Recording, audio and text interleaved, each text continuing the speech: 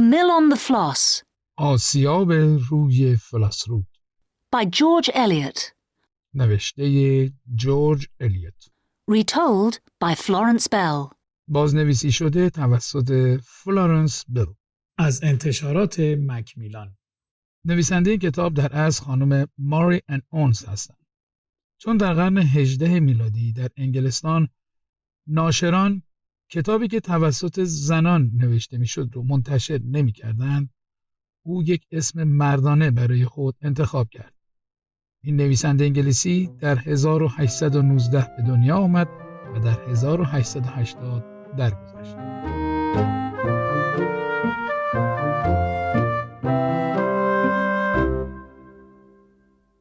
Chapter 7. Edward Tulliver dies. فصل هفتم. ادوارد تالیور میمیره. 3 weeks passed. Tom did not speak to Maggie. 3 هفته گذشت. تام با مگی حرف نمیزد. One afternoon he came back to the house at 2 o'clock. He spoke to his father. یه روز بعد از ظهر ساعت 2 به خونه برگشت. با پدرش حرف زد. I have good news, father, Tom said. تام گفت خبر خوب دارم پدر. Uncle Dean lent me some money. I have traded with the money. شوهر خالدین به من مقداری پول قرض داد. من با پول کاسبی کردم. I have bought goods and sold them well. من اجناسی خریدم و خوب فروختم. I have 320 pounds.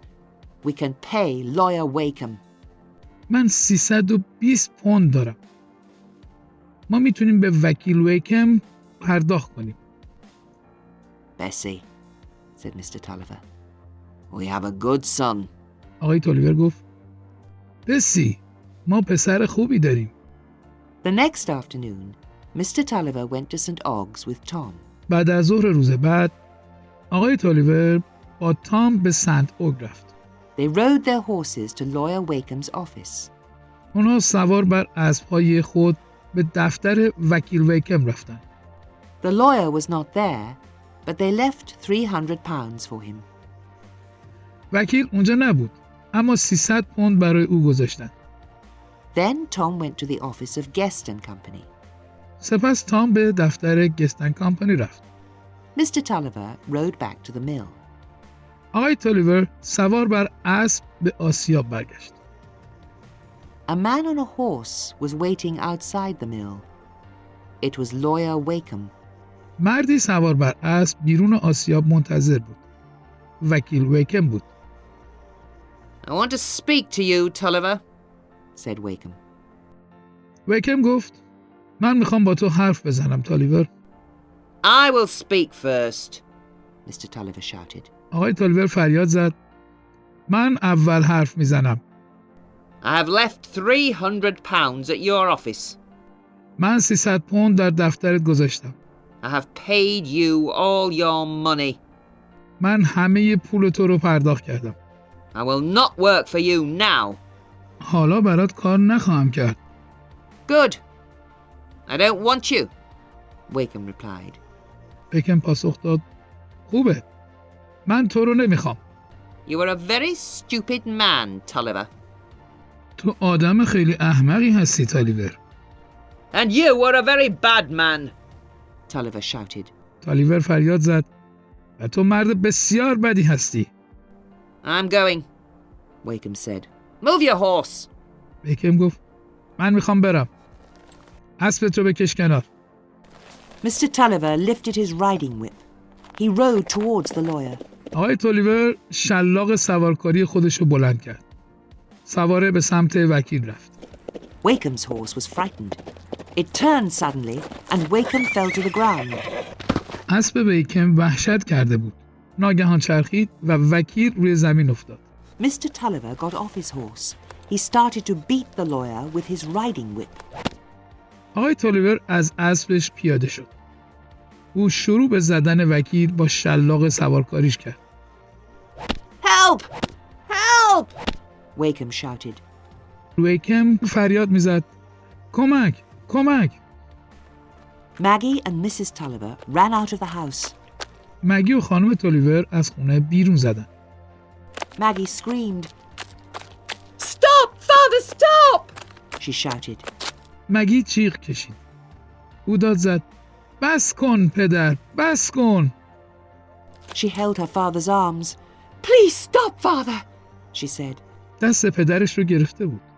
او گفت لطفاً بس کن پدر. Mother, help Mr. Wakeham. مادر به آقای ویکم کمک کن. Wakeham stood up. He got onto his horse. ویکم بلند شد. سوار اسبش شد.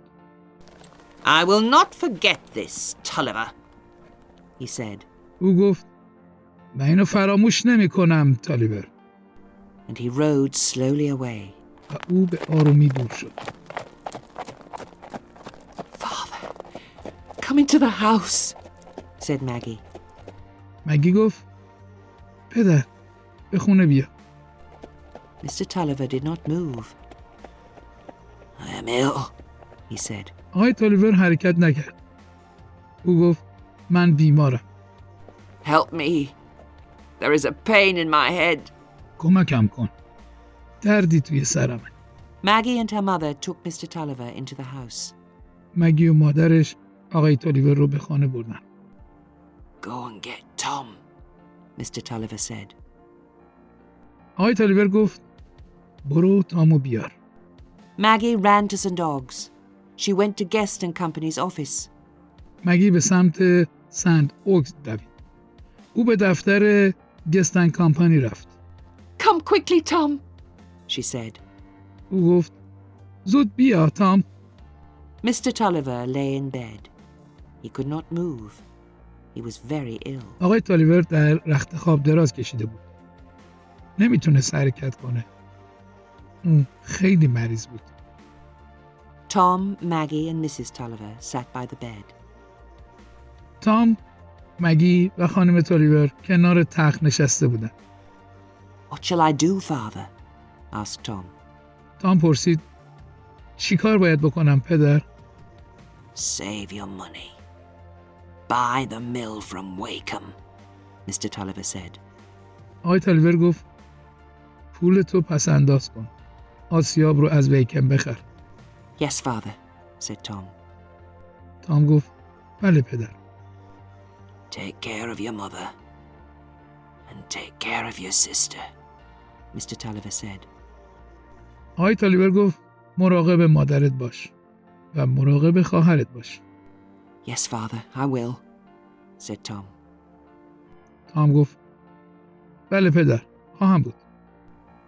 "Kiss me, Maggie," said Mr. Tulliver. آقای تالیور گفت من رو ببوس مگی. "Kiss me, Bessie. Goodbye, my son."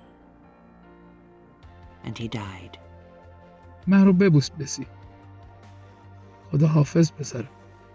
و او درگذشت. Tom and Maggie looked at each other. تام و مگی به هم نگاه کردند. We must always love each other, Tom. Maggie said. مگی گفت ما همیشه باید همدیگر رو دوست داشته باشیم تام.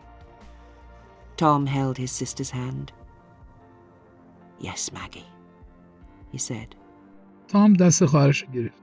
او گفت بله مگی.